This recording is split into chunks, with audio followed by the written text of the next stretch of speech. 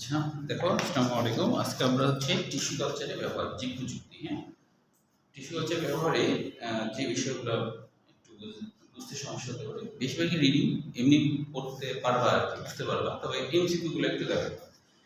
প্রথমের দিকে নাই, তবে দ্বিতীয় পৃষ্ঠাতে, পরের পৃষ্ঠাতে দেখো যে ফরাসি বিজ্ঞানী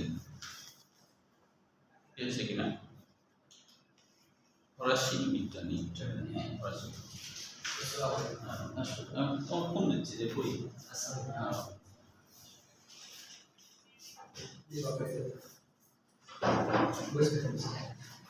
এদিকে বুঝতে পারো, এদিকে এদিকে দিব না, দুইটা দিব কিনা, বাইরে দিকে একটাতে হবে, তোমারও হবে। আচ্ছা দেখো, এখানে হচ্ছে যে একজন বিজ্ঞানীর নাম আছে, এটা মনে রাখো, শুধু মনে রাখতে হবে। মনে করেন যে সিম্বিডিয়াম নামক অর্কিড প্রজাতির একটি মেরিস্টেম থেকে এক বছরে 40,000 চারা পাওয়া সম্ভব। সিম্বিডিয়াম এরকম নাম কেন হলো? মেরিস্টেম মানে কি বলো তো? আরাফাত বলো দিকে, মনে আছে কিনা মেরিস্টেম মানে কি? হঠাৎ করে তো বুঝতে পারবো না, হ্যাঁ মেরিস্টেম মানে কি? আরাফাত কয়েকদিন বেড়াইতে আসলা, অনেক গরু টরু খাইছো নাকি? হ্যাঁ ও তাই। আচ্ছা, সিম্বিডিয়ামের বাংলা অর্থ হলো নৌকা সদৃশ। এদের পাতাগুলো দেখতে নৌকার মতো, হ্যাঁ। তো এরা অর্কিড প্রজাতির একটা গাছ। অর্কিডের পাতা মানে নৌকা সদৃশ, অর্কিডের একটা প্রজাতি। তো এই সিম্বিডিয়াম মানে নৌকা সদৃশ, এদের পাতাগুলো নৌকা সদৃশ হয় দেখতে, নৌকার মতো একটু বাঁকানো আর কি, হ্যাঁ, এই জন্য এরকম নাম হয়েছে সিম্বিডিয়াম। তো বলা হচ্ছে এদের হচ্ছে প্রজাতির একটি মেরিস্টেম থেকে, মেরিস্টেম মানে ভাজক টিস্যু, মেরিস্টেম মানে ভাজক টিস্যু। ভাজক টিস্যু মানে কি? যে টিস্যু বিভাজিত, হ্যাঁ যে টিস্যু বিভাজিত হয় তাকে বলা হয় মেরিস্টেম বা ভাজক টিস্যু। সেইখানে প্রায় 40,000 চারা পাওয়া যায়, তাই বলছে আর কি, হ্যাঁ। একটি ভাজক টিস্যু না, সাল লাগবে না। এরপরে দেখো 4 লাইন বাদ দিয়ে আবার 1952 সালে মার্টিন নামক বিজ্ঞানী মেরিস্টেম কালচারের মাধ্যমে রোগমুক্ত ডালিয়া ও আলু গাছ উদ্ভাবন করেন। মেরিস্টেম কালচার মানে ভাজক টিস্যুর কোষ কালচারের মাধ্যমে ডালিয়া এবং আলু গাছ। তার মানে কি, ডালিয়া গাছের যে ভাজক টিস্যু আছে না, সেটা নিয়ে টিস্যু কালচার করেন। ওই যে মিডিয়াম ভাজক টিস্যু তো হবেই না, তাহলে একটা মিডিয়ামের মধ্যে রাখেন, রেখে সেখান থেকে চারা উৎপাদন করেন। তো প্রাণীর ক্ষেত্রে তো এটা আসলে হয় না, হ্যাঁ, এটা উদ্ভিদের ক্ষেত্রে হয়। প্রাণীর তুমি যে ধরো আমাদের যে অস্থি মজ্জার কোষগুলো বিভাজিত হতে পারে, তাই না? যদিও গবেষণা চলছে যে আমাদের অস্থি মজ্জার কোষগুলো নিয়ে গবেষণা চলছে যে যদি অস্থি মজ্জার কোষগুলো এটাকে যদি কালচার মাধ্যমে, টিস্যু কালচার যেভাবে পুষ্টির মাধ্যমে রেখে এইটা দিয়ে আর কি ধরো লিভার তৈরি করা যায় কিনা, কিডনি তৈরি করা যায় কিনা, এই গবেষণা। তাহলে মানুষের যাদের কিডনি নষ্ট হয়ে গেছে, তাহলে তাদের হলো ওই যে তৈরিকৃত কিডনি দেওয়া যাবে। লিভার নষ্ট হয়ে গেছে, হার্ট নষ্ট হয়ে গেছে, এটা গবেষণা চলছে। কারণ কি জানো, মানুষের হচ্ছে যে 98% জিন আছে যেগুলা নিষ্ক্রিয়, এদেরকে বলা হয় জাঙ্ক জিন। এরকম বানানো, জাঙ্ক মানে নিষ্ক্রিয় জিন, জাঙ্ক জিন বলা হয়। মানে মানুষের যে ওই যে ডিএনএ মধ্যে জিন আছে না, ডিএনএর মধ্যে এর এক একটা খণ্ডাংশ, যে খণ্ডাংশ প্রোটিন তৈরি করতে পারে, তাই না, সেটা কিন্তু আমরা জিন বলি। আর যারা ধরো প্রোটিন তৈরি করতে পারে না, তাদের কিন্তু অজিন বলি। এই যে অজিনগুলো আছে না, সকল অজিনগুলোকে একসাথে বলা হয় জাঙ্ক জিন। জাঙ্ক জিন মানে নিষ্ক্রিয় জিন, যে জিনগুলা কোনো কাজ করতেছে না, চুপচাপ আছে। বৈজ্ঞানিকদের ধারণা কি জানো, যে এই নিষ্ক্রিয় জিনগুলা কালের বিবর্তনে একসময় সক্রিয় হবে, এবং সক্রিয় হলে হয়তোবা মানুষের মধ্যে পরিবর্তন হবে। হতে পারে এরকম যে মানুষের পাখনা তৈরি হয়ে গেল, পাখির মতো পাখনা তৈরি হয়ে গেছে, মানে এইগুলো জিনিস যে পাখির পাখনা তৈরি করা, এগুলো কাজ করে না, কাজ করে, এই জিনিসগুলো নিষ্ক্রিয় আছে। তো এই নিষ্ক্রিয় জিনিসগুলো যদি সজীব হয়ে যায়, মানে সক্রিয় হয়ে যায়, তাহলে দেখা যাচ্ছে মানুষের পরিবর্তন হয়ে যেতে পারে, হ্যাঁ। 98% জিন নিষ্ক্রিয়, সব জিন সক্রিয় হলে, হ্যাঁ 2% হলে সক্রিয়, ওটাতে আমাদের কাজ চলছে। ওটাতে ওই 2% জিনি হলো 30,000 জিন আছে। আর তাহলে 98 হলে গুণ করো, তাহলে কতগুলো জিন? বুঝতে পারছো? তো ওইগুলো জিন যদি সক্রিয় হয় তাহলে মানুষের মধ্যে বৈজ্ঞানিক ধারণা হয়তো মানুষের পাখনা গজায় যাবে। না, পিঠের দিকে পাখনা গজায় যাবে, তুমি আকাশে উঠতে পারবা, হাড়গুলো তখন হালকা হয়ে যাবে, বায়ুথলি তৈরি হবে হাড়ের ভিতরে, বুঝছো? এরকম কিছু পরিবর্তন হবে, এটা বৈজ্ঞানিক ধারণা, যদি সক্রিয় হয় তাহলে। বুঝতে পারছো? আচ্ছা, তাহলে এই যে যেটা বলছিলাম, মার্টিন তিনি হচ্ছে মেরিস্টেম কালচারের মাধ্যমে ডালিয়া আর আলু গাছ উৎপাদন করেন। মেরিস্টেম হলো উদ্ভিদের বর্ধিষ্ণু অংশ, যেটা তো এর আগে আমরা জেনেছি, এটা দরকার নেই। আচ্ছা, এরপরে দেখো 2 নম্বর প্যারায়, তুমি ওখান থেকে একটু আগে ছুটি নিবা, বলো যে পড়া থাকে তো আস্তে আস্তে দেরি হয়ে যায়। ও আচ্ছা, 7টার সময় ছুটি দেয়? না, 5-এ না, তুমি 7টায় ছুটি নিয়ে নেবে, তাহলে 10-15 মিনিটে তো তুমি আসবে। আমরা তো শুরু করতে করতে 10-15 বাজে, তাহলে সময় মতো ইয়ে করতে পারবে। আচ্ছা, এবার দেখো আরেকটা 2 নম্বর প্যারায়, মালয়েশিয়ার অয়েল পাম, ওই যে আমরা জানি না যে পাম অয়েল বলি না, পাম অয়েল, হ্যাঁ, ওটা পাম গাছ থেকে তৈরি হয়, পাম গাছ থেকে তৈরি হয়। তো তাই বলছে অয়েল পাম এর বংশবৃদ্ধি টিস্যু কালচার পদ্ধতিতে সম্ভব হয়েছে। কারণ কি, যে পাম অয়েল বেশি বেশি হলে বেশি বেশি তেল তৈরি করা যাবে, তাহলে ওটা টিস্যু কালচারের মাধ্যমে তো বেশি তৈরি করা যায়, অনেক তৈরি করা যায়, হাজার হাজার চারা তৈরি করা যায়, তাই না? পুষ্টি মাধ্যমে রাখি একটা গাছের ভাজক টিস্যু নিয়ে পুষ্টি মাধ্যমে রাখা, সেখানে অল্প সময় অনেক তৈরি হয়ে যাবে না? তো ওই জন্য এটা করা হয়েছে, তো করা হচ্ছে আর কি। টিস্যু কালচারের মাধ্যমে চন্দ্রমল্লিকার একটি অঙ্গ টুকরো থেকে যে 40 কোটি চারা উৎপাদন করা সম্ভব, এগুলো আমরা মনে রাখবো এই জন্য। তারপরে দেখো এই প্রযুক্তির মাধ্যমে, মানে টিস্যু কালচারের মাধ্যমে বিভিন্ন দেশে জুয়ের সাসপেনশন থেকে সুগন্ধি আতর বাণিজ্যিকভাবে উৎপাদন করা হয়। তারপরে মনে রাখতে হবে এগুলো এমসিকিউর জন্য, উড়োজাহাজ, রকেট প্রভৃতি ভারী ইঞ্জিন চালানোর জন্য এক রকমের তিমি মাছের তেলের প্রয়োজন হয়, কিন্তু এই মাছ তো আস্তে আস্তে নষ্ট হয়ে যাচ্ছে। তাই জোজোবা, এটা কিন্তু গুরুত্বপূর্ণ এমসিকিউ, জোজোবার বাংলা অর্থ তেলবীজ, জোজোবার বাংলা অর্থ তেলবীজ, এই গাছ থেকে এক ধরনের বীজ হয়, হ্যাঁ। জোজোবার বাংলা অর্থ তেলবীজ, মানে এই গাছের বীজটা তেল তৈরি করে, এই গাছের বীজটা কি করে? তেল তৈরি করে। ওই তেল দিয়ে উড়োজাহাজ তৈরি করা যায়, মানে উড়োজাহাজ চালানো যায় আর কি, উড়োজাহাজ চালানো যায়, বুঝছো? এটা হলো তেলবীজ। আচ্ছা, তো জোজোবা নামক গাছ হতে নিষ্কাশিত তেল বিকল্প হিসেবে ব্যবহার করা যায়, কিন্তু এই গাছ এক বিশেষ মরুভূমি পরিবেশ ছাড়া জন্মায় না, যেমন হলো আরিজোনা, ক্যালিফোর্নিয়া, এগুলো জন্মায় আর কি, হ্যাঁ। এবং এদের বংশবৃদ্ধি অত্যন্ত সময় সাপেক্ষ, অনেক দেরি লাগে। তাহলে টিস্যু কালচারের মাধ্যমে এটা তাড়াতাড়ি করা যাবে, তাই না? এগুলো কিন্তু সৃজনশীল এমসিকিউ দুটাই। এরপরে লাগবে হচ্ছে পরের প্যারা 2 নম্বর লাইন থেকে, যে চন্দ্রমল্লিকা গ্ল্যাডিওলাস। আচ্ছা, গ্ল্যাডিওলাস মানে কি? গ্ল্যাডিওলাস মানে কি দেখো, কেন নাম গ্ল্যাডিওলাস হলো? গ্ল্যাডিওলাস কেন এই গাছের নাম গ্ল্যাডিওলাস হলো? গ্ল্যাডিওলাসের বাংলা অর্থ তরোয়াল সদৃশ পাতা, এদের পাতা দেখতে তলোয়ারের মতো, তলোয়ারের মতো,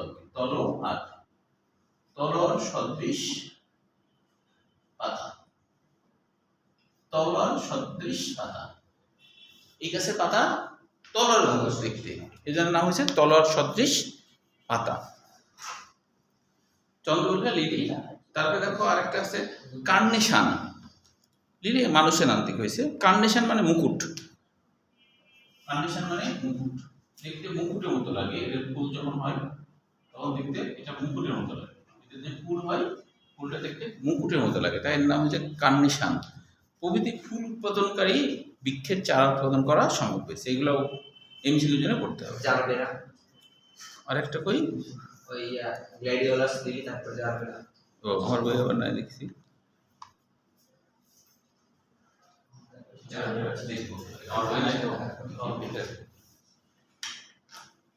জারবেরা না, জারবেরা। আচ্ছা, এরপরে দেখো, আচ্ছা এরপর এছাড়াও আছে বিভিন্ন ডাল জাতীয় শস্য, বাদাম, পাটের চারা উৎপাদন করা হয়েছে, এই টিস্যু কালচারের মাধ্যমে এটা পড়বা, এটুকু পর্যন্ত আর লাগবে না, শেষ। ছুটে এসে হ্যাঁ এইটুকু পড়াইতে ছুটি কয়টা বাজে দেখি। ওইটা সে ছুটি বেড়া আচ্ছা এবার দেখো জেনেটিক ইঞ্জিনিয়ারিং, এখান থেকে অনেক জ্ঞানমূলক কোশ্চিন আসে। হ্যাঁ, যেমন জেনেটিক ইঞ্জিনিয়ারিং কাকে বলে? আচ্ছা দেখো জেনেটিক ইঞ্জিনিয়ারিং কাকে বলে, ঠিক আছে? তোমাদের পরীক্ষা কবে শেষ? আমাদের পরীক্ষা শুরু আল্লাহ জানে, মানে তুমি জানো না? শুরু হলো আমি স্যার কেটে জানি স্যার, শেষ হবে জানি আচ্ছা এখন কেটে জানি। আচ্ছা, ওই যে পরীক্ষা থাকার কারণে তোমার হচ্ছে তোমাদের পরীক্ষার পরেই ঢাকা যাওয়া হচ্ছে, আগে যেতে হবে বুঝছো? পরীক্ষা, আচ্ছা জানেন টেস্ট হয়ে যাবে কিছু জেনেটিক ইঞ্জিনিয়ারিং নামটা কেন জেনেটিক ইঞ্জিনিয়ারিং হলো, এবার খেয়াল করো, জেনেটিক ইঞ্জিনিয়ারিং, ইঞ্জিনিয়ারিং কেন নাম এরকম হয়েছে? হ্যাঁ, তো জেনেটিক মানে জিন, জিন নিয়ে যে কলাকৌশল করা হয় সেটাই হলো জেনেটিক ইঞ্জিনিয়ারিং। জিন নিয়ে যে কলাকৌশল করা হয় সেটাই হলো জেনেটিক ইঞ্জিনিয়ারিং। কি কলাকৌশল করা হয় উদাহরণ হিসেবে একটু বলি, তোমাদের বইয়ে পরে আসছে, আগে উদাহরণ হিসেবে দেখো যে কি ধরনের কলাকৌশল হয় জিন নিয়ে। যেমন জোনাকি পোকা চিনো তোমরা? হ্যাঁ স্যার হ্যাঁ, ওই যে আলো জ্বলা নির্ভর করে না, হেভি লাগে না? হ্যাঁ, যে ওটার একটা ঘটনা আছে যে মানে এমনি কৌতুক করে বানাইছে যে একজনের মশা কামড়াচ্ছে, তো তো তখন হচ্ছে যে ও মশা কামড়ানো থেকে বাঁচার জন্যে লাইট অফ করছে যে মশা তারা আর দেখতে পাবে না। না দেখতে হবে তো লাইট অফ করে তারপরে মনে করো যে চাদর দিয়ে একটুখানি নিঃশ্বাস নিঃশ্বাস ফেলা যায় এরকম করে রাখে আছে। এই সময় ওই সময় জোনাকি পোকা উঠতে উঠতে আসছে। হ্যাঁ, তখন ছেলেটা ভাবছে যে শালা দেখতে পাচ্ছে না বলে লাইট জ্বালাচ্ছে, কিন্তু মশা তো লাইট জ্বালাতে পারে না। হ্যাঁ, ও ভাবছে মশাই বোধহয়, বলছে তুই যখন দেখতে পাচ্ছিস না বলে তাই লাইট জ্বালাচ্ছিস আমার দেখার জন্য। তো আসলে ওই পোকাদের একটা জিন আছে, বুঝছো? হ্যাঁ, ওই জিনটা হলো যে বিশেষ এক ধরনের হলো ট্রান্সফেরিন ধরনের এক ধরনের প্রোটিন তৈরি করতে পারে। হ্যাঁ, ওই প্রোটিনটা তোমার হচ্ছে জল জল করে আর কি, ওটাই হলো বলা হচ্ছে যে ওই যে জিন ওই প্রোটিনটা তৈরি করে আর কি। হ্যাঁ, যে জিন ওই প্রোটিনটা তৈরি করে ওই জিনটা তোমার হচ্ছে নিয়ে বৈজ্ঞানিকরা কি করছে, ওই জিনটা নিয়ে তার কাছে ভ্রূণ, হ্যাঁ, যখন নিষিদ্ধ হয়ে গেল ওই সময় ওখানে একটা জাং জিন যেটা কোনো কাজ নাই ওই জিন ফেলে দেয়। যে জিনটা যে জিনটা বিশেষ প্রোটিন তৈরি করে না আলো জ্বালানোর জন্য, ওই জিনটা ওখানে ঢুকাই দিচ্ছে তামাক গাছের জায়গাতে, বুঝছো? ঢুকাই দিচ্ছে সেল ডিভিশনের মাধ্যমে। যখন তামাক গাছ হয়ে গেছে তখন তামাক গাছের সকল কোষ ওই জিন বহন করতেছে। ঠিক আছে স্যার আর তামাক গাছ আর আর তামাক গাছের চারিপাশ দিয়ে খালি আলো বিকিরণ হচ্ছে। এটা অস্ট্রেলিয়াতে করছে। তো অস্ট্রেলিয়াতে কি করছে বুঝছো, ওরা এই বৈদ্যুতিক পোল টোল কিছু নাই, ওই রাস্তার পাশে দুই পাশে তামাক গাছ আমার কাছে লাগানো। আছে কিনে বসে বসে একা একাই মনে করো না, একা একা আলো জ্বলছে, আলো সারাক্ষণ জ্বলছে না, ওইটা দিয়ে যানবাহন চলছে। সারা চলে স্যার রাতে হ্যাঁ, রাতে রাতে দিনের বেলা তো দরকার নাই, রাতে দিনেও জ্বলে কিন্তু দেখা যায় না। এখন আমরা তারা আছে না যে দিনেও তো আছে, দেখতে পাচ্ছ না, তাই না? তো সারাক্ষণ আলো জ্বলাই সারা রাত ধরে। একটা করে অন করে দিয়ে দেবে তাহলে এই যে কাজটা হলো, একটা জিন একজনের কাছ থেকে একটা জিন নিলাম, নিয়ে একটা জীবের থেকে জিন নিলাম আরেকটা জীবের মধ্যে ঢোকাই দিলাম। এটা হলো এক ধরনের জেনেটিক ইঞ্জিনিয়ারিং। জিন নিয়ে কলাকৌশল করলাম। এখন যদি মনে করো আরাফাতের কপালে ওই জিনটা লাগা দেওয়া যায় তাহলে কপালে আলো জ্বলবে। ধরো আরাফাতের মনে করো যে কপালে একটা কোষের মধ্যে জাং জিন, হ্যাঁ, ওটা হলো ফেলে দিলাম, ফেলে দিয়ে ওই জিন ঢুকাই দিলাম। কিন্তু মানুষ শিশির তো মানুষে এটা পরীক্ষা করা হয়েছে, কিন্তু মানুষে এটা হয় না। মানে যখন এটা দেওয়া হয় তখন হচ্ছে আমাদের শ্বেতকণিকা খুবই অ্যালার্ট, ও বুঝে ফেলে যে বহিরাগত কিছু একটা কোষের মধ্যে চেঞ্জ হয়ে গেছে, তখন ওই শ্বেতকণিকা ওকে ধ্বংস করে। কিন্তু ওই উদ্ভিদে তো ওরকম শ্বেতকণিকা নাই, তো ওটা ধ্বংস করে। বুঝতে পারছো? তো ওই জন্য মানুষের এটা করা যায় না। মানুষের করা গেলে মানুষেরও এই কাজ করতো, ওই জিন ঢুকা দিত, এইসব লাইট টাইট লাগতো না, তো পড়তেছো কপালতে আলো আমাদের কাছে তাও কত লাগবে সেটা স্যার হ্যাঁ, আমার কাছে লাগবে না ওটার অনেক খরচ তো, ওরা ধনী দেশ ওরা করছে, বাংলাদেশে তো খরচ ব্যয় করতে হবে। বাঙালি যে লাগালে তো পরে দেখবে নাই। হ্যাঁ, বাংলাদেশে চুরি করে দেবে। ওটা না তামাক চাষ করে। তামাক তো ওদের সিগারেট টিকেট খাওয়ার জন্য। রাস্তায় লাগালে পরের দিন নাই। পরের দিন আর নাই হয়ে যাবে। হ্যাঁ, তবে আমি দেখছি যে তুলনামূলকভাবে আমি দেখছি যে গ্রামের মানুষরা তুলনামূলকভাবে শহরের থেকেও বেশি সৎ। মানে গ্রামের মানুষরা আম কিন্তু রাস্তার পাশে থাকে, চুরি করে না। আমাদের বাড়ির কিছু থাকে না। হ্যাঁ, আমাদের বাড়ির আমি থাকে। তাহলে তোমাদের গ্রামে একটু ব্যতিক্রম আর কি। না না, একটা গাছ থাকে না, সব গাছে থাকে। একটা গাছে কাঁচা আম থাকে না। হ্যাঁ, ওইটা গাছে ছিল কাঁচা আম থাকে। আর শহরে একটা আমও থাকবে না। এবার একটা দাদা ওই গাছ কেটে নিয়ে তোমার রাস্তার পাশে যদি আম গাছ থাকে শহরে একটা আমও থাকে না, বুঝছো? একটা আমও থাকে না। তোমার হচ্ছে যে সব পারে ফেলে দেয়। ঢেল নাই তো টেনিস বল দিয়ে মারি মানে তোমার আম পারে। এত না, ওই যে ধরো খেলা শেষ হয়ে গেছে, বাড়ি যাবে, তখন মনে করলো যে একটু আম খাই, তখন মনে করো ঢেল দিয়ে ঢেল খুঁজে পাচ্ছে না, টেনিস বল মারছে আর মনে করো আম ফেলে যাচ্ছে। এত আর কি শহরের ছেলেমেয়েরা বহুত বেশি আর কি।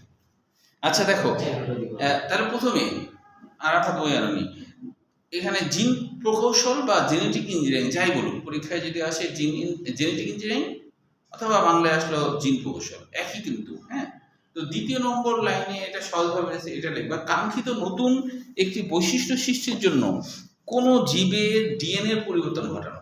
ওই যে বললাম কাঙ্ক্ষিত বৈশিষ্ট্য, যেমন তামাক গাছের মধ্যে কাঙ্ক্ষিত বৈশিষ্ট্য আমি ঘটালাম না। হ্যাঁ, তো ওই কারণে এটা হলো, তখন এটা এই ঘটানোটাই হলো জিন প্রকৌশল। আরেকটা আছে এর পরের লাইনে দেখো, জিন যে কৌশলগুলোর মাধ্যমে স্থানান্তর করা হয় তাদের একত্রে রিকম্বিনেন্ট ডিএনএ কৌশল বলে। আচ্ছা, রিকম্বিনেন্ট নাম করার কেন হচ্ছে খেয়াল করো। রিকম্বিনেন্ট, হ্যাঁ, রিকম্বিনেন্ট,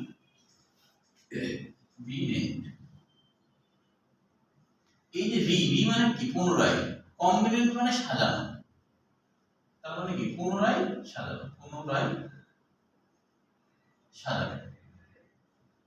অর্থাৎ মনে করো তামাক গাছের একটা জিন ছিল, মনে করো তামাক গাছের এরকম জিন, এর মধ্যে মনে করো এখান থেকে একটু জিন, একটা জাং জিন, মানে এটার কোনো কাজ নাই, ঠিক আছে?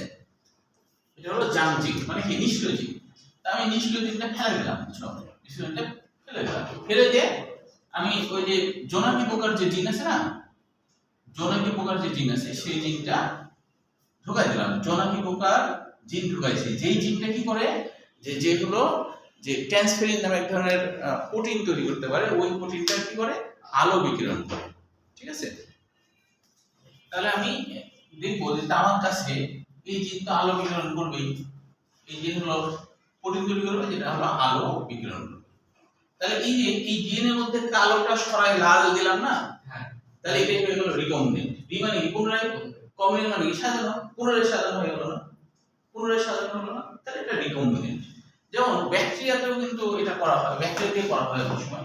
ব্যাকটেরিয়া দিয়ে এটা করা হয় এরকম যে ব্যাকটেরিয়ার মধ্যে বিশেষ করে ইসেরিসিয়া কলাই নামে একটা ব্যাকটেরিয়া আছে। তো ইসেরিসিয়া কলাই ব্যাকটেরিয়ার নামকরণটা কেন হয়েছে? ইসেরিসি একজন বিজ্ঞানীর নাম, জার্মানির একজন বিজ্ঞানী ইসেরিসি। হ্যাঁ, আর কলাই মানে হলো কোলন। কোলন মানে বৃহদান্ত। কোলন মানে বৃহদান্ত। বৃহদান্ত চিনো তো, তাই না? কোলন মানে কি? বৃহদান্ত। যেমন ধরো যে ওখানে যে বৃহদান্ত আছে, হ্যাঁ, তো এই বৃহদান্ত মধ্যে ইসেরিসি কলাই ব্যাকটেরিয়াটা পাওয়া যায়। তো যেহেতু কোলনে পাওয়া গেছে তাই কোলন, আর বৈজ্ঞানিক আবিষ্কার করছে তাই এর নাম হলো ইসেরিসি, বুঝছো? তো ওই ব্যাকটেরিয়াতে একটা নিজস্ব বৃত্তাকার ডিএনএ থাকে, তবে এই ডিএনএ এর সাথে কিছু প্রোটিনও থাকে, তাই এটাকে আমরা ক্রোমোসোম বলি। না, হবে না, এটা এমনি দেখলেও হবে, পরে আঁকবো আমরা। এটা হলো ক্রোমোসোম। কেন ক্রোমোসোম? কারণ এর সাথে প্রোটিনও আছে, একা একা থাকে না, ডিএনএ এর সাথে কিছু প্রোটিন থাকে, তবে নন হিস্টোন প্রোটিন না। এটা হলো নন হিস্টোন প্রোটিন, হিস্টোন না। হিস্টোন তো জাল তৈরি করে, এটা হলো নন হিস্টোন প্রোটিন।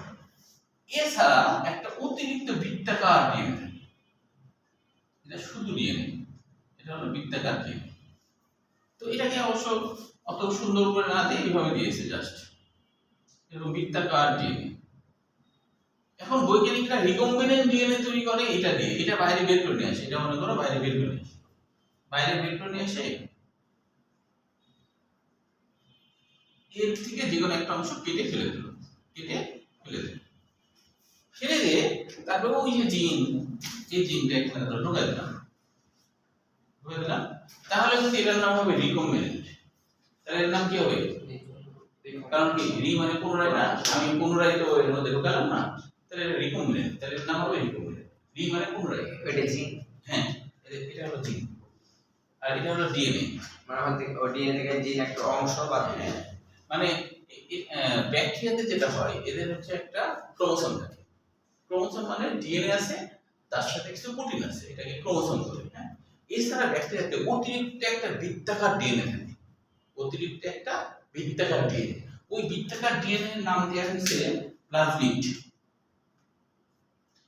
বৃত্তাকার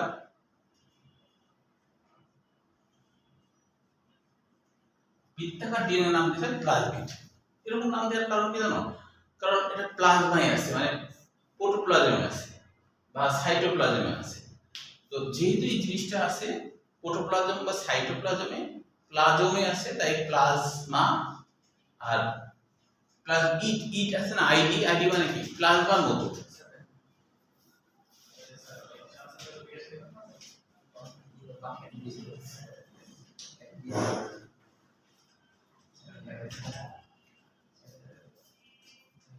তাহলে এটা প্লাজমা থাকে, তো প্লাজমার মতোই আর কি একটা অংশ, প্লাজমার মতো একটা অংশ, এই জন্য প্লাজমিড। তবে এটা কিন্তু বৃত্তাকার, এটা হলো বৃত্তাকার ডিএনএ, এটা হলো বৃত্তাকার ডিএনএ।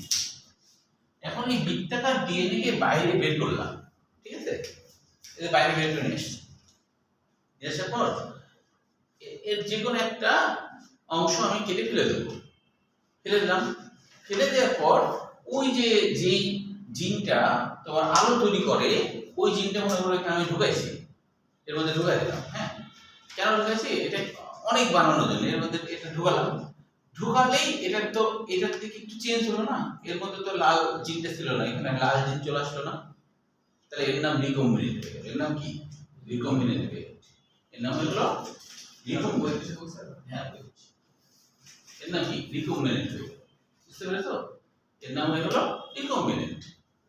এটা হলো রিকম্বিনেন্ট ডিএনএও বলা যায়, এটাকে বলা হয় রিকম্বিনেন্ট ডিএনএ। তো সামনে একটা বিস্তারিত আছে। আচ্ছা, তাহলে এটাই হলো রিকম্বিনেন্ট ডিএনএ কৌশল। তো এখানে দেখো সংজ্ঞাটা ছোট্ট করে দেওয়া আছে যে বলা হচ্ছে যে জিন যে কৌশলগুলোর মাধ্যমে স্থানান্তর করা হয় তাদের একত্রে রিকম্বিনেন্ট ডিএনএ কৌশল বলে। আরেকটা দেখো লাস্ট লাইনটা, রিকম্বিনেন্ট ডিএনএ তৈরির প্রক্রিয়াকে রিকম্বিনেন্ট ডিএনএ প্রযুক্তি বা জিন ক্লোনিং বলে, এটা পড়তে হবে। এরপরে আরেকটা জ্ঞানমূলক কোশ্চেন, জিন প্রকৌশলের মাধ্যমে উৎপন্ন নতুন বৈশিষ্ট্য সম্পন্ন জীবের কোনোটিকে জিএমও বলে। জিএমও মানে কি? জি মানে জেনেটিক্যালি, আর এম মানে মডিফাইড, আর ও মানে অর্গানিজম। মানে যখন আমি তামাক গাছের মধ্যে একটা নতুন জিন দিয়ে দিয়েছি, তাহলে এটা হলো জেনেটিক্যালি ভাবে মডিফাইড হলো না, মডিফাই মানে উন্নত হলো না, জেনেটিক্যালি ভাবে মডিফাইড হয়ে গেল। এখন যদি এরকম হয় যে পাখির আগে কিন্তু অনেক বড় বড় পাখি ছিল, বুঝছো, যে পাখিগুলো কিন্তু আমাদের তো মানুষ কিনে উঠতে পারে, ধারণা করা হয় অনেক বড় বড় পাখি ছিল, এখন কিন্তু ওগুলা নাই। তো এখন যে উট পাখি আছে, ওই উট পাখিগুলা তোমার হচ্ছে যে এখন উঠতে পারে না, আগে কিন্তু উঠতে পারে। আগে এখন নিচে থাকতে থাকতে অলস হতে অলস হয়ে গেছে। কিন্তু উট পাখিরও হ্যাঁ বিভক্ত, উট পাখির এই ক্ষমতা ছিল, আমাদের তো মানুষ কিনে উঠতে পারতো আকাশে, এই ক্ষমতা ছিল আর কি। এখন উট পাখির যে পাখা হয় না, তো পাখা তৈরিকারী জিন যদি আমাদের শরীরের মধ্যে ঢুকাই দিতাম, আমাদের যদি পাখা হয়ে যেত, তাহলে এর নাম হতো কি? Genetically modified, GMO, genetically modified. এখন ধরো যে কারো করা হলো, তাহলে তখন আমি বলবো তোমাকে জেনেটিক্যালি মডিফাইড করা হয়েছে, তাই তোমার পাখা হয়েছে। আর যদি একা একাই আমাদের নিষ্ক্রিয় জিনগুলো কোনো কারণে সক্রিয় হয়ে যায়, রাত্রেবেলা ঘুমায় আসো, দেখছো যে আস্তে আস্তে পিঠের কাছে কি যেন বের হচ্ছে, একদিনে হবে না, সময় লাগবে। এক বছরের ব্যবধানে দেখা যাচ্ছে বিশাল বড় একটা পাখনা হয়ে গেছে। পাখনাটা আবার কুজরায় রাখাও যায়, আবার মেলাও যায়। আর তারপর মনে করো তখন চিন্তা করলাম যে কিসের রিক্সা আর কিসের অটো, হ্যাঁ উঠতে পারি আর কি। তখন সিস্টেম হলো এরকম যে এরকম দৌড় দিয়ে লাভ দিলে বাস উড়া যায়। তোমরা খালি দৌড় দিয়ে লাভ বাস, নাকি? হ্যাঁ কি বলবে? জামা পড়বে মানে জামা পড়বে? ও না, জামা তখন ওই সিস্টেমে হবে, পাখনা ঢোকানোর জন্য ইয়ে থাকবে, হাত দিয়ে হ্যাঁ হাতের যেমন হাত এখানে এখানে ফাঁকা আছে না, ওর উপরে উঠবে। তখন জামার সিস্টেমটা ওরকম মতো হবে নাকি হবে। তারপর মনে করো পাখনা আবার গুটায় রাখা যায়, গুটায় রেখে বসতে, আবার তখন যাওয়ার দরকার হচ্ছে যানজট তো দরকার নাই, খালি এরকম এরকম বড় পাখনা হবে। তো এইরকম করবা তাই না? এটা আমাদের কাছে এখন হাসির বিষয় হয়েছে। এখন ওই জিনগুলো যদি সক্রিয় হয় তাহলে হয়ে যাবে, ওই জিনগুলো যদি সক্রিয় হয় তাহলে এক সময় এরকম হয়ে যেতে পারে, পাখনা হয়ে যাবে। হলে তো আসলে অনেক ভালো না, তোমার খরচ বেঁচে যাবে না। আর তুমি তো এখন ধরো রাস্তাতে আসার সময় তো আঁকা বাঁকা হয় না, তখন তো আঁকা বাঁকা নাই, তুমি ডাইরেক্ট ঘুরে না। এত বড় আকাশ কেন এত বড়? ধরো মনে করো আরাফাত উঠতেছে ধরো এই বরাবর, হ্যাঁ এখন ধরো তুমি উঠতেছো তার নিচ দিয়ে বা তার উপর দিয়ে, তাহলে তো ধাক্কা লাগার কোনো ইয়ে আছে? হ্যাঁ বেশি উপরে উঠে গেলে আবার খুঁজে পাবা না, বিল্ডিং খুঁজে পাবা না। আরাফাত বলবে যে স্যার আমি উঠতে যাই, বেশি উঁচাতে উঠতে যাই, আমি তো ভুল করে ইন্ডিয়া চলে আসছি।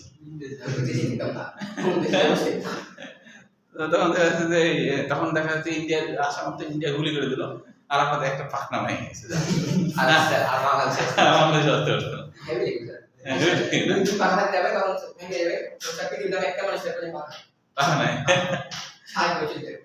না তখন তো যে অপারেশন করে আবার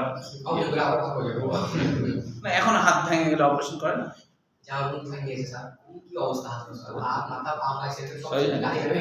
অনেক জোরে ছিল, গতি কত ছিল?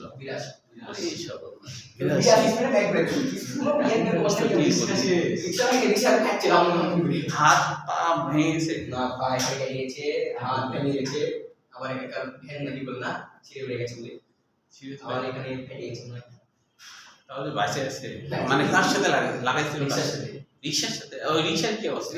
রিক্সাতে গাড়ি আছে, রিক্সা তো আকাশে উড়ে যাবে কথা। রিক্সা টায়ার কাছে ফ্যাক্টরি নাকি যাবে, আর গাড়িটা উল্টে গেছে, গাড়ির তলে উল্টে গেছে। হ্যাঁ দিয়ে আমরা বসে আছি, আমার সামনে সামনে আমি বসে রিক্সাতে, আমি যাই দেখি মোটা গাড়ি রক্ত মাখা। ওর জ্ঞান ছিল, ওর জ্ঞান ছিল, জ্ঞান ছিল স্যার, জ্ঞান ছিল না স্যার, চোখে পানি বাড়াই না স্যার, আমি দেখে দিচ্ছিলাম। আমরা যে রক্ত নিচ্ছিলাম তাও চোখে পানি হচ্ছিল, তাই কাঁদছেও না এত ছিল না স্যার। ওকে হাত ভেঙে গেছে, ওই হাত ধরে আমার সাথে ঘুরে বেড়াচ্ছে, মানে মেডিকেলে গেছে যখন সাহস কথা শুনতে হবে। তাহলে তো আসলে এই এক্সিডেন্ট কিন্তু ছোটরা বেশি করে, কারণ বেশি জোরে চালায় তো। আচ্ছা দেখো পরের লাইনে, এটা ফুল মিনিং কি এটা এমসিকিউ জন্য আসতে পারে, মনে রাখবা জিএমও এর ফুল মিনিং কি?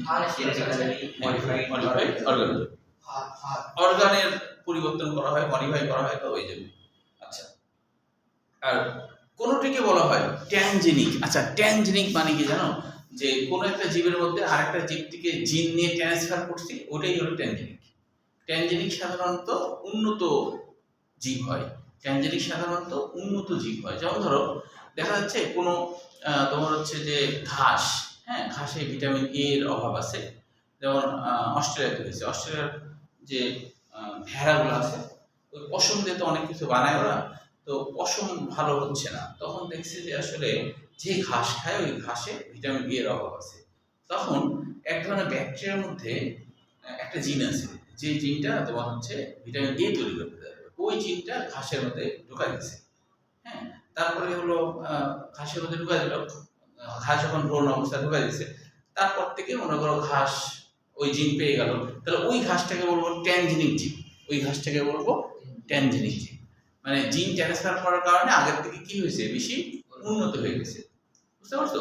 মানুষের ক্ষেত্রেও যদি এরকম করা যেত যে ইসরাতে আসতে দেরি হচ্ছে, ইসরাতের মধ্যে এমন জিন ঢোকা দেওয়া হয়েছে যে ইসরাতে হলো পাখনা গজা গেছে ইসরাতে, তখন মনে করো যে এই তোমার আসতে তো সময় লাগবে, যানবাহন নাই, কিছু নাই, হাতে যে উঠবে উড়ে ডাইরেক্ট, তাই না, ডাইরেক্ট চলে যাবে। ল্যান্ড করবে এইসব কেটে ঢুকবে না আপনারা না, হাত দিয়ে ব্যাগটা ধরে রাখবা, পাটনা দেখা একা করবে, সমস্যা হবে না।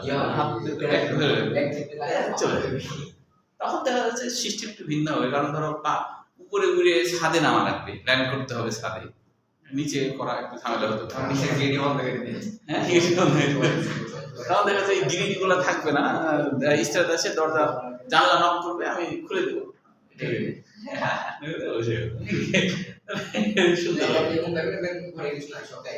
বলা যায় না, দেখা যাচ্ছে তোমাদের হয়তো বা তোমাদের পাটনা হলো না, দেখা গেল তোমাদের ছেলে মেয়েদের পাটনা হওয়া শুরু হয়ে গেছে। তাহলে চেঞ্জিং গেল। তাহলে দেখো জেনেটিক মডিফিকেশন কাকে বলে, এটা পড়বা। GMO এবং ট্রানজিনিং এক নয়। দেখো জীবের জিনে মিউটেশনের মাধ্যমে বা অন্য যে কোনো উপায়ে যে কোনো ধরনের পরিবর্তন ঘটলেই সেটাকে জেনেটিক মডিফিকেশন বলে। অর্থাৎ যদি এমন হয় যে তুমি কোনো জিন প্রবেশ করাওনি, মিউটেশন কারণ, মিউটেশন মানে কি, হঠাৎ করে কোনো জিনের পরিবর্তন, এটাকে মিউটেশন বলে। হঠাৎ করে জিনের পরিবর্তন হয়ে গেল, মিউটেশন যে কোনো জায়গায় মিউটেশন হ্যাঁ হ্যাঁ জিনের পরিবর্তন, হ্যাঁ জিনের পরিবর্তন। যেমন ধরো ওই যে ডাইনোসর আছে, তো আর তিমি আছে, তো বলা হয় তিমির মধ্যে কিন্তু আসলে যে মিউটেশন হয়েছিল, তিমির কিন্তু আগে ডাইনোসরের মতো দুইটা পা ছিল, লেজ ছিল ডাইনোসরের মতোই প্রজাতি ছিল তারা। তো ওই তিমির সাথে ডাইনোসরের সবসময় মারামারি লেগে থাকতো খাদ্য খাওয়ার সঙ্গে। তো তিমিরা তখন হচ্ছে ওই ডাইনোসরদের সাথে পারতো না, ওরা একটু আয়তনে মানে ছোট ছিল, দৈর্ঘ্যে ছোট ছিল। হ্যাঁ, তো ওরা তখন পানিতে ঝাঁপ দিত, পানিতে লুকায় থাকতো এবং হচ্ছে যে ডাইনোসর তখন পানিতে নেমে ওদেরকে মারতো না। তো ওরা মাঝে মাঝে ডুবতে থাকতো ভয়ে। তো যারা ডুবতে থাকতো অনেকে মারা গেল, আবার কেউ কেউ অভিযোজিত হয়ে গেল। তার বাচ্চা যখন হচ্ছে তখন দেখা যাচ্ছে অভিযোজিত হয়ে গেছে, অর্থাৎ সে তখন হচ্ছে যে পানির মধ্যে থাকার মতো অভ্যাস তৈরি করে নিল। তাহলে পরবর্তীতে দেখা গেলো তার যেহেতু হাঁটাহাঁটি দরকার নাই, খালি সাঁতার কাটে, তো তাই দেখা গেল যে ওই তিমি ডাইনোসরটার কি হলো, পা গুলো বিলীন হয়ে গেল, পা বিলীন হয়ে লেজে পরিণত হলো, ওই যে মাছের মতো হয়ে গেল। তাহলে এটা হলো জেনেটিক্যালি মডিফিকেশন হয়েছে, জিনগত হঠাৎ বিবর্তন না? হ্যাঁ, এটা বিবর্তন, কিন্তু জিনের পরিবর্তন হয়েছে, জিনের পরিবর্তনই মিউটেশন, জিনের পরিবর্তন হলো মিউটেশন। আবার কারো যে টিউমার হয় না, ওটার মধ্যে এক ধরনের মিউটেশন, টিউমার হওয়া ওটাও এক ধরনের মিউটেশন। টিউমার হয় কিন্তু আমাদের কোষের মধ্যে কোনো জিনের মধ্যে কোনো পরিবর্তন হয়ে গেছে। হ্যাঁ, যে অনেক সময় রেডিয়েশনের কারণে হতে পারে টিউমার, মানে আলোক রশ্মির কারণে দেখা গেলো কোনো জিনের মধ্যে পরিবর্তন হয়ে গেছে। তাহলে এটাও এক ধরনের মিউটেশন, মানে টিউমার হওয়া এটাও একটা মিউটেশন, কারণ জিনের মধ্যে পরিবর্তন হওয়াটাই হলো মিউটেশন। বুঝতে পারছো? তো এটুক পর্যন্তই, আগামী দিন এটা শেষ করে দেব। হ্যাঁ, ও এটা তো ছোট ছিল, এটা পড়াই দিই, আগামী দিন শেষ হয়ে যাবে। হ্যাঁ, আচ্ছা আচ্ছা, তারপরে আগামী দিন এটা শেষ হবে, তারপরে দেখবা